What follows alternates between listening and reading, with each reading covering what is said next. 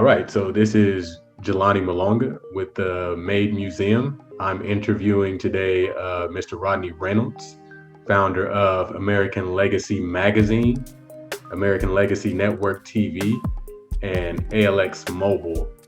American Legacy as a brand started in 1995 in a joint venture with Forbes Incorporated and has continued to diversify and evolve as a brand for over 20 years now, from print to marketing and media.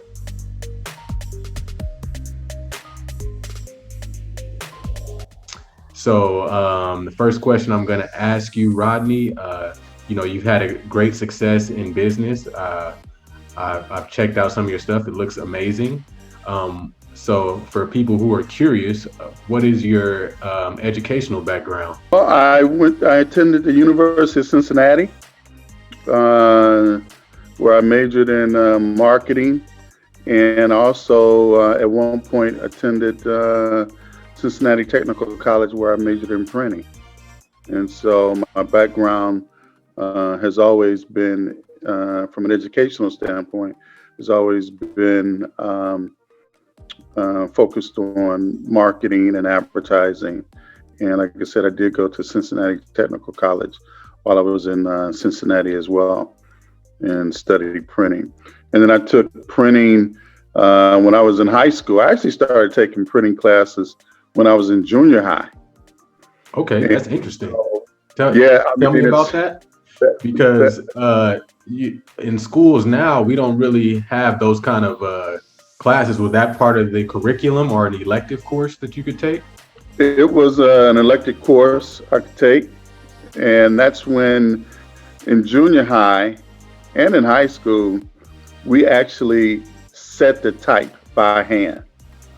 And we made our business cards one at a time with a printing press. You said a printing press. When was your junior high school years?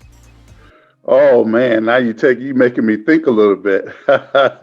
I was in junior high school in 1971 to 73, I think. Yeah. So it was in the early 70s. And I think it was called a klug. And we had to feed it especially when we were making business cards. We had to hand feed it. And if you weren't careful, you could get your hand smashed in this printing press. Yeah. So printing was a little bit more dangerous back in the day too, huh? Oh yeah. Yeah. But technology has enhanced it tremendously since, I got involved and got my education in printing and production. Yeah. Yes, sir. So American Legacy has grown quite a bit since its inception. What inspired you to create it? Well, I had been publishing a local magazine in Cleveland, Ohio, called Renaissance. And Renaissance was a magazine that celebrated Black history in greater Cleveland. I always felt that there was a bigger opportunity for a national magazine that focused on Black history and culture. And so in 1994, I actually had an opportunity to meet with the folks at Forbes magazine and presented my idea about the development of a national magazine celebrating Black history and culture. And so we published a pilot issue in 1995, and the response to it was overwhelming. And so we then moved forward in publishing the magazine on a quarterly schedule in 1996. And through the years, we developed a number of ancillary products or supplements that we would basically polybag with the core publication of American Legacy. So we published a kids magazine called American Legacy Junior. We published a special supplement called Trailblazers that focused on Blacks in corporate America, Healthcare Advantage, which was and then American Legacy Woman, which was a supplement that celebrated the history and culture of African American women. So as we continued to publish American Legacy, we were always looking for additional opportunities to generate revenue from our existing client base. I'm impressed with how you addressed every category, so to speak. You had American Legacy for women, children, healthcare, business. I think that's that's quite remarkable. A lot of people don't have the foresight to create something like that. They usually look at one thing. So I think that's pretty awesome.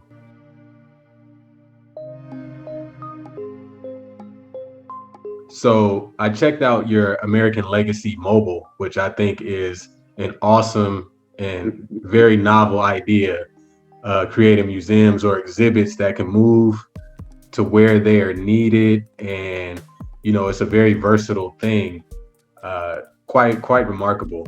What are the origins behind that? What inspired you to create American Legacy Mobile? And can you walk us through the process a little bit, because it's phenomenal? Well, actually, again, going back to it was like in 2007. We were, I was looking for additional ways to again tie our advertisers, our existing client base into actually selling them more or providing them more than just the core magazine. We had already developed a Black History television program called Heritage Moments that we were able to get some of our advertising partners to support. So we kind of parlayed our way into television per se with that particular program. And with the mobile truck exhibit, when I grew up in Cleveland, Ohio, there was a bookmobile that used to come around to our neighborhoods, and it would come on our street. We could actually walk inside of it, pick out a book, and that's how we would check out our books in our particular neighborhood. So as I was looking at ways of expanding what we were doing with American Legacy and the brand in general, it took me back, my thought process took me back to the bookmobile that came around my neighborhood in Cleveland. And I wondered if I can put together an exhibit and take it around the country to our audience, taking what we have published in the magazine and taking our history and our heritage and putting it inside of a mobile truck and taking it around the country. And fortunately, I found a company in Michigan that could convert, big 18-wheelers into mobile museums. That was their line of business. And so we started working with them in 2007 on the development of a tour, and actually launched our very first tour in February of 2008 with the support of Wachovia Bank, which is now Wells Fargo, Philadelphia Tourism, and PBS. So those were the first three sponsors of the initial mobile American Legacy Know Your History mobile truck tour back in February of 2008. And then we just started growing it, from that particular time period. And in 2018, celebrated our 10th year of conducting mobile truck tours. Toyota was the exclusive sponsor of that particular tour. And then more recently, we started expanding our offering in terms of not only doing a mobile exhibit and then developing an experience for our brand itself, but more importantly, other brands. And so we developed a tour for Regions Bank. We did a 12, I think a 12, 13 city tour for Regions Bank a number of years ago. And then in 2019, we developed and activated an exhibit and a tour for the National Hockey League, celebrating 200 years of Black achievement in the sport of hockey. And then this year, we expanded that tour for the National Hockey League. In 2019, we visited 7 NHL teams. This year, we were slated to visit 15 teams, which I think we actually got to about 13 of them before the pandemic set in. And we this year we went to not only NHL teams here in the States, but we also visited 2 teams in Canada, one in Ottawa, and we spent some time with the Toronto Maple Leafs in Toronto, Canada as well. That's very impressive, especially the hockey thing. I'm going to circle back to that because I'm curious about the Black history in hockey. I think that's a pretty awesome and under-recognized category in sport in general. I did want to ask you, you said you had Toyota and other Wachovia, I think, as sponsorships. That's impressive. How did you go about establishing relationships with these particular companies? What was the story behind that? Well, with with our very first tour, Wachovia and PBS and Philadelphia Tourism, they were all existing advertisers in American Legacy magazine, and so we went to them to inform them that we were expanding, or we had another opportunity that they might look at considering. Because they were advertisers in the magazine, they might consider, becoming a sponsor of the mobile truck exhibit. So basically, we laid out, the parameters and the specifics about the tour. That particular tour that initial tour was a 30-day activation during the month of February in 2008. And I believe we made about 20 stops in that 30-day period. We kicked off that particular tour, I remember specifically in Detroit, Michigan, in a snowstorm. And then we visited, I think, 16 or 17 other cities, across the country. I know we went to Cleveland, Philadelphia, and then we went to Atlanta. We were also in Charlotte. I think we spent a couple of days in Charlotte, North Carolina, and Newark, New Jersey. So we went, as I said, we made about 20 stops with that particular truck, and it was a double expandable truck, which was actually the largest truck that we can actually utilize to convert into an exhibit. It provides close to about 1,000 square feet of exhibit space inside that particular vehicle. What goes into the creation of an exhibit, and do you have a particular favorite of the exhibits you've done so far? Well, I love them all.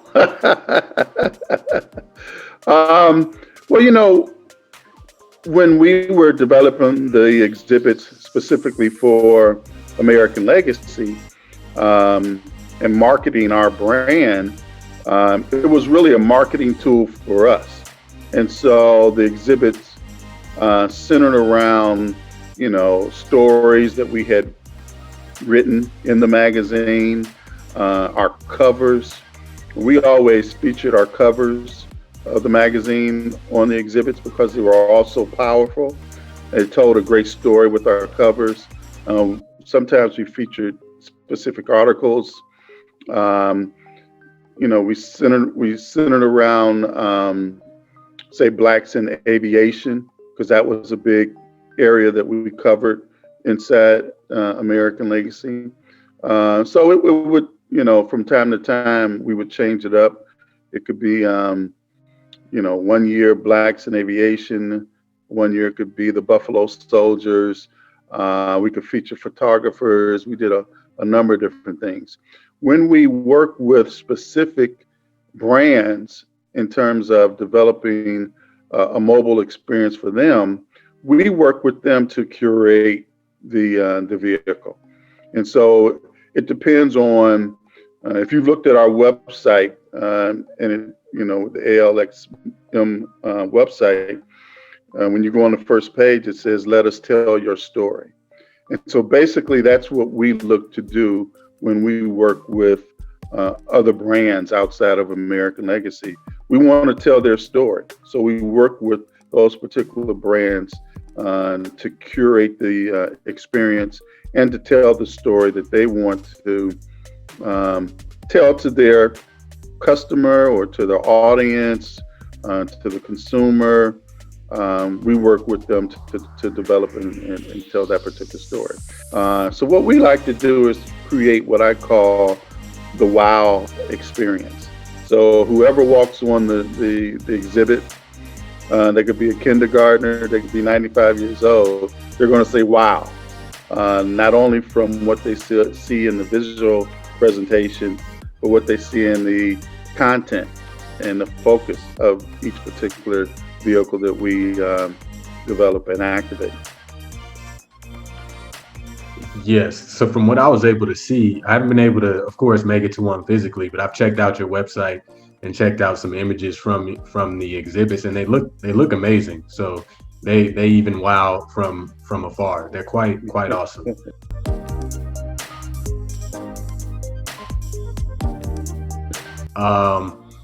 So were you always a fan of hockey? I read about Willie O'Ree.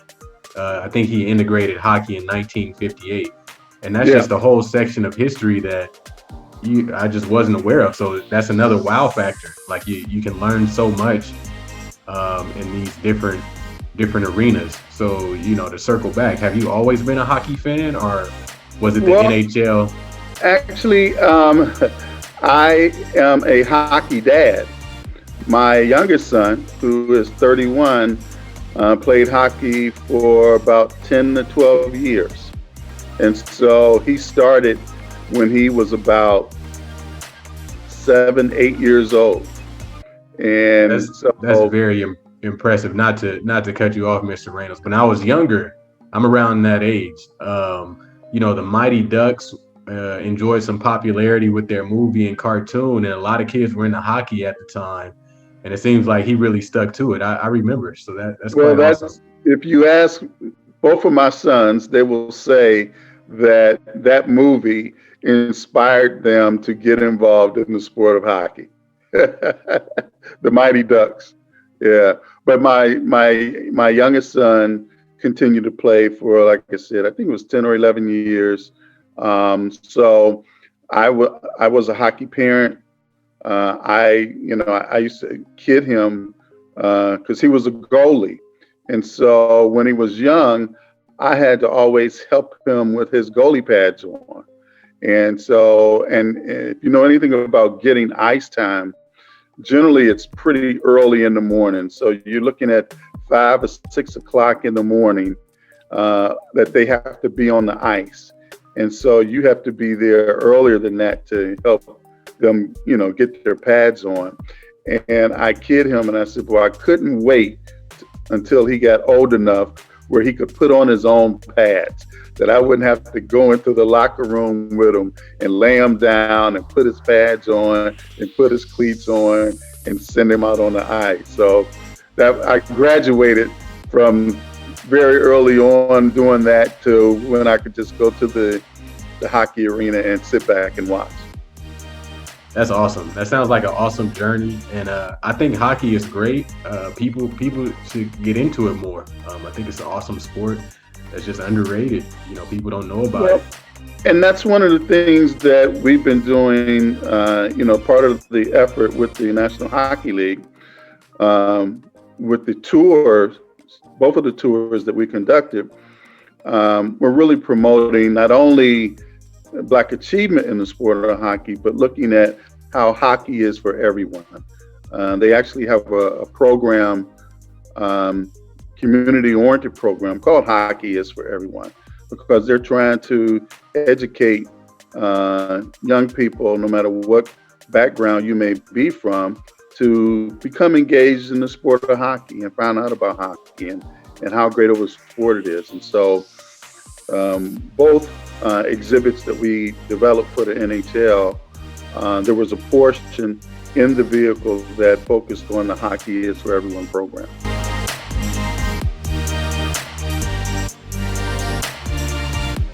The Great Debaters movie. So this was a movie with Denzel. I have not seen it. You know, surprisingly enough, I must have missed it. I'm a big movie buff. I love great films. And that movie was actually inspired by an article from your magazine. So how does it feel to know your magazine planted the seed for a feature-length film? Well, we were certainly excited about that taking place. The article that we initially published in 1997 on Wiley College, as you mentioned, became a feature-length film in 2007 that was directed and starred Denzel Washington, and I believe Oprah Winfrey's production company actually produced it, and Forrest Whitaker was in it. It was a great film. And so we were certainly glad that the article that we originally published in 1997 in the magazine inspired the movie The Great Debaters. But even more important than that, we also have written or published over 1,200 articles in American Legacy in the 16 year that we published the print edition. And so I like to tell people that while, you know, there was The Great Debaters, we have 100 other stories in our magazine that have the potential to be a full-length feature film. That's awesome. That's awesome.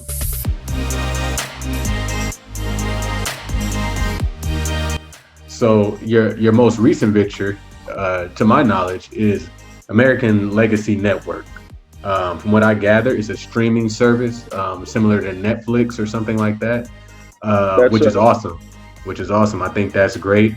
Streaming media is the future, I believe, due to its accessibility. Right. So how do you go about generating your content? I checked it out, and you had quite a bit of unique content. And in this era, content is king, and you have quite a bit of it. So do you have a particular methodology for getting your content or creating it? Well, we generally have the kind of content that we like to focus on, because we really market and build American Legacy Network as a Black history streaming network or video service. And so we're different from, you know, Netflix, certainly not as big as Netflix and Hulu. So we're basically carving out a niche in that Black history and culture area. And so we like to focus on content that celebrates our history and our heritage, whether it's a movie, a documentary, even the original programming that we produce. It has to have some element of Black history and culture. And so the one thing that I'm fortunate to have is the fact that both of my sons are now contributing to what I'm doing with the streaming business, American Legacy Network, because most recently, my one son has hosted a series called Meet the Producers. And we did it basically as a virtual kind of effort. You know, that's one thing that COVID has done. It's made us more creative especially in the area of creating content. And so we've created a couple of programs that we have been producing virtually that after COVID may be extended and become actual programs on the network. But now we're doing interviews with various people, Black history makers. We just launched another virtual program last night with one of our former assistant editors at American Legacy called The Right Stuff, a young lady named Kristen Wright Diaz, where she's talking politics and history and culture. My oldest son hosts a show, used to be called Conversations with Greatness, but we kind of rebranded it during COVID and called it Memoir Noir. And it basically, he's talking with Black history makers, similar to what he did with Conversations with Greatness. And so we try to provide content for the mind that educates us, empowers us, inspires us, and showcases our history and heritage in this country. So I think, a lot of the movies that you'll see and Black history documentaries that we have streaming on the network certainly do that. And, it kind of helps us to accomplish that particular mission of what we want to do with American Legacy Network. That's awesome. I think that's a great undertaking, and I think it's what's needed. It's great, and it really expands the reach of American Legacy. I'm seeing a trend in your time in business is that everything you do has expanded the reach of American Legacy a little bit more, from the magazine to the truck to the streaming services. It creates a wider range of being able to reach the audience, which is impressive.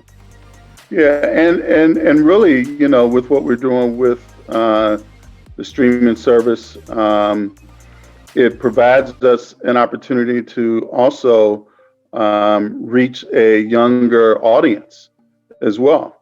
And you might, if you look at some of the content that we have we have like a virtual program section, programs that we've been producing, virtual types of programs, are generally hosted by millennials, and so we try to produce programming that will serve as a source of inspiration for a younger audience, to get them excited about their history and their heritage, and to look at it from a different landscape.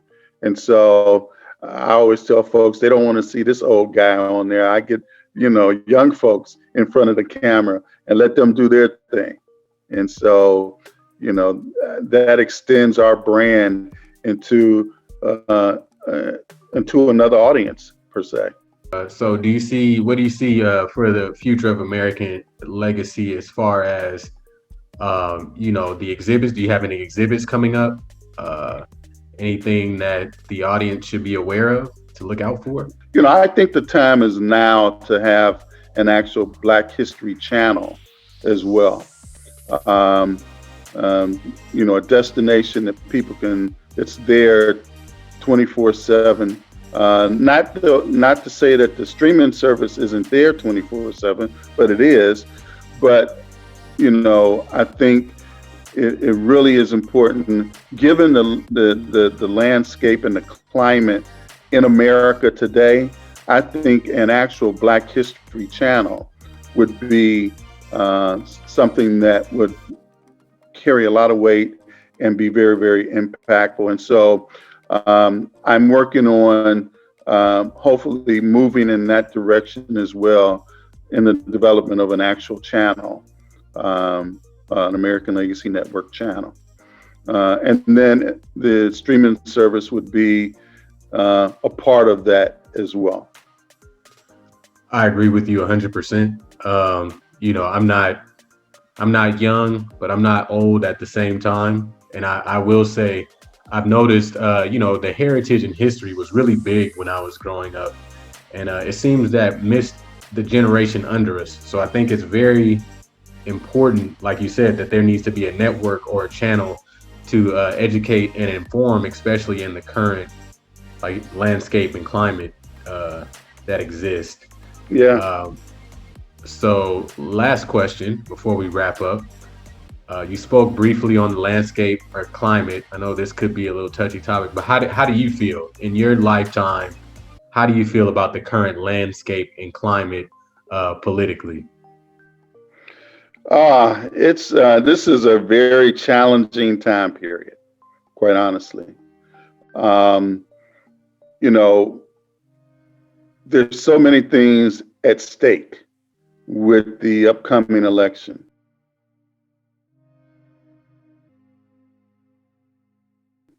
And so I'm encouraging everyone to go out and vote. I'm not saying who you vote for, but we must exercise our rights to vote. There's so many issues that we're dealing with today.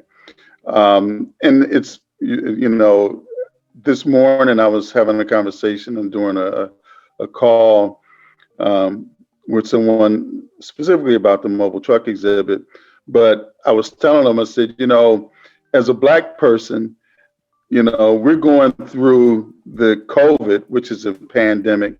But as a Black person, we live in a constant pandemic. You know, every day we're dealing with obstacles, whether it's health, education, economic, we're always in a pandemic. And so this one is, the COVID is affecting the entire world. So of course we're caught up in that. But one thing that you always see is that no matter what we're going to, we're always the ones who are suffering the most in any of those pandemics. And so we live in a 24/7 pandemic if you're a Black person in America. And so there's a lot at stake in this particular election. And, the racial climate in America is under attack. And, there's just so many things that we need to keep in mind when we go to the polls this year. And so, I grew up in Cleveland, Ohio. I remember running down the street when I was probably 10 years old. It would have been 1968, saying vote for Stokes. Carl Stokes was the first Black mayor of a major city in America. And I remember running down my street saying vote for Stokes during that time period. And so I know how important it is that the vote is. Matter of fact, we just released a PSA last week about the Electoral College and what that process is. The Electoral College is a mystery. It's very confusing to some people. So a lot of people don't understand it because you go out as an individual and you vote and you think, well, how did Hillary Clinton lose the election when she had 3 million more votes? Well, the states that Donald Trump won carried more weight in the Electoral College. So it was a quicker path for him to get to 270 versus Hillary Clinton, even though she had the popular vote and won, I think 3 million more votes than Donald Trump did. So, and a lot of people don't understand the Electoral College. So we kind of did a PSA, which we started distributing last week, that kind of explains the Electoral College. Your story about Mr. Stokes was awesome. It shows the political process works. We vote for Stokes, and he became the first, I think you said, mayor of a large city. The first Black mayor of a major city, in America. That's awesome. That's proof that people should vote and have their voices heard and not get disillusioned or discouraged and feel like their vote doesn't count, because it does. It does count. And the Electoral College is proof of that it counts. It really is. Yes, sir. All right, Mr. Reynolds. Well, thank you for taking the time to do this interview with me. Oh, Um, thank you. I enjoyed it.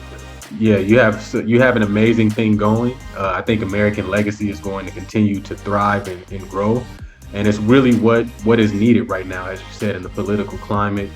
And you just have an excellent thing going. So I hope all the viewers can will engage with American Legacy, and other viewers wanting to learn. You know, they learn something from this. You have a wealth of knowledge as far as business and diversifying and things like that.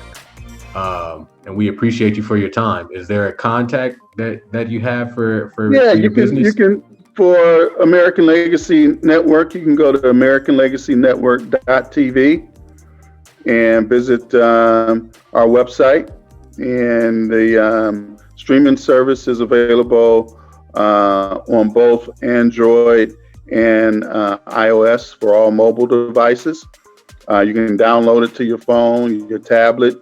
You can watch it on your web, and eventually we'll be expanding it to Roku and Apple TV.